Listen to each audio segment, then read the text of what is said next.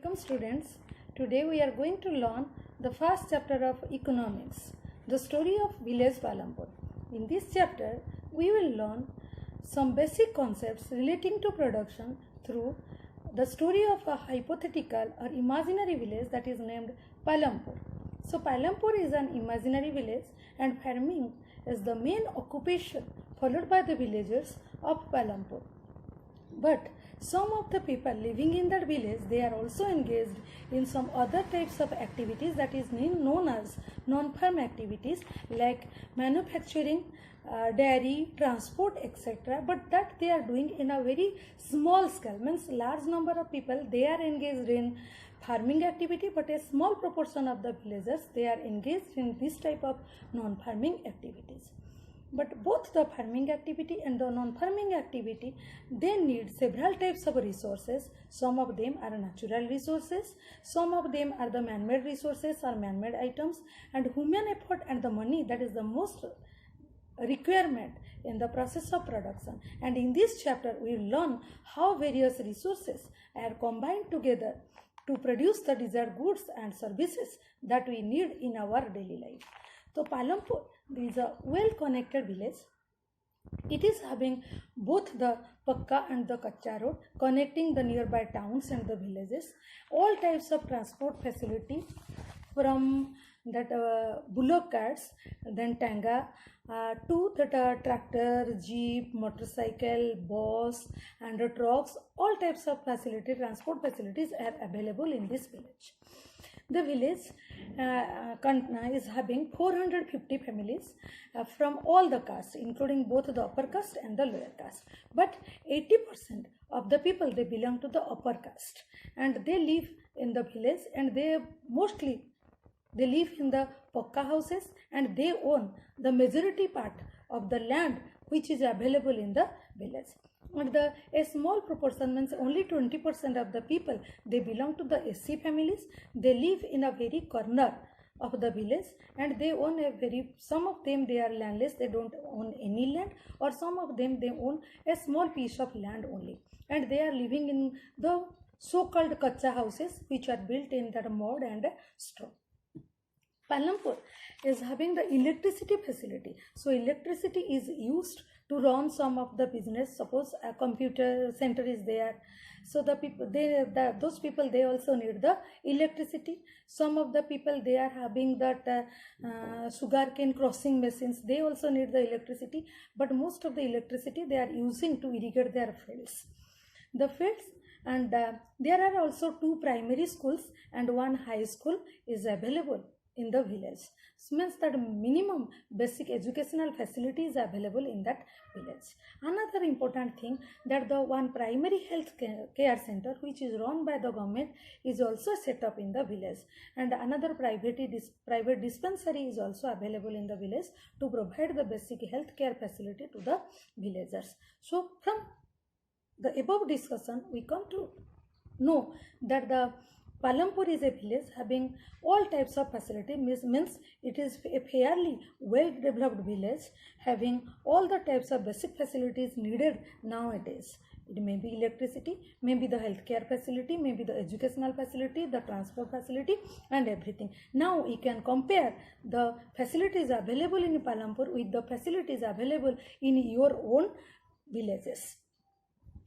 India is basically an agricultural country. Most of the people they live, 70% of the people they live in the villages, and they depend upon agriculture for earning their livelihood.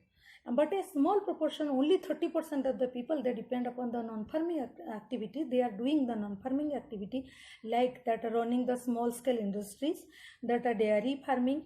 Also they are doing that transport, they are engaged in the transport sector to earn their livelihood. So here now we will discuss that what are the factors we need to do the production activity. Maybe the people working in the farming sector, or maybe the people those who are engaged in the transport sector or in the dairy sector, they all are doing some production. So what is the aim of production? The aim of production is to produce goods and services. Take the example, suppose the person who is engaged in the Farming activity, they are producing the food items like your rice, wheat, vegetables, fruits and all these things. But the people who are engaged in the non-farming activities like the transport, they are providing services. So to produce goods and services is the aim of the production.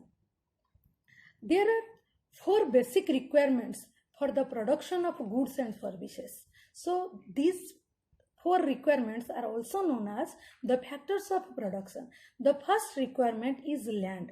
Land is the most important factor of production or most requirement to do the production activity. In this land, the other natural resources like our water, forest and minerals are found, which are also used in the process of production. The second requirement, that is the labor. People who will do the work, that is the labor, means that the working force. Some of the production activities, they require highly educated workers, whereas some of the activities are there who need, what needs the activities that to be done manually, means that manual workers are also there in the production activity. Take the example, suppose it is a pharmaceutical industry who are producing the medicines. So in that company or in that industry, there are some highly educated persons who are verifying the component quality of the components used in the medicines, how that those components to be compiled together to produce the medicines. And some of the manual workers are there who are engaged in packaging the medicines. They are known as the manual workers. So both the types of workers are needed, and both the types of workers, they are giving their effort, they are giving their labor for the production activity, for the production process. And the third requirement is the capital, particularly the physical capital. So physical capital means the variety of inputs required at every stage of production. Maybe the machinery, maybe the building, maybe the tools, maybe the raw material, the money in hand, etc. They are termed as the physical capital for the production process.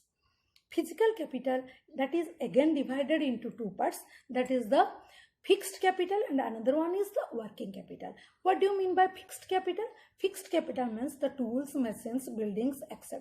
The inputs which can be used in the process of production over many years, they are known as the fixed capitals. Take the example of the tools, take the example of the building in a factory, take the example of the machineries. They are used over many years, maybe 5 years, 10 years, 20 years, 30 years. We are using the same machinery, same building to carry on our production process. That is why they are known as the fixed capital. So fixed, it ranges from the simple tools. Suppose a farmer, he is also doing some production activity. So his tool, his plow, which is made of wood, that is also a fixed capital for him. The tractor is also a fixed capital for him.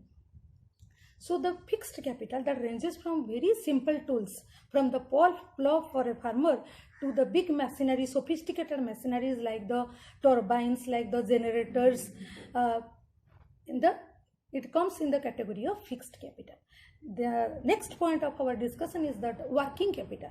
What do you mean by working capital? Working capital, that raw materials and the money in hand, whatever that we need to carry on our production activities, that is known as the working capital. Because they are at various stages of production, we need them time to time. They are not fixed. We cannot use them over many years.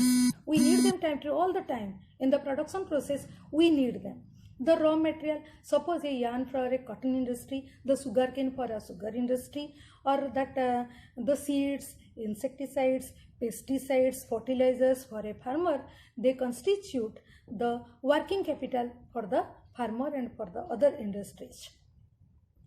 Money, we also need money in hand, means time to time we need the money to make the payments to the workers, as well as to buy some of the things, to buy the raw materials. We also need money time to time. So they are known as the working capital because we cannot use them over many years. Frequently they are used in the process of production. In each stage of production we need money as well as the raw material in any form. So that is why they are known as the working capital. The fourth requirement is the human capital.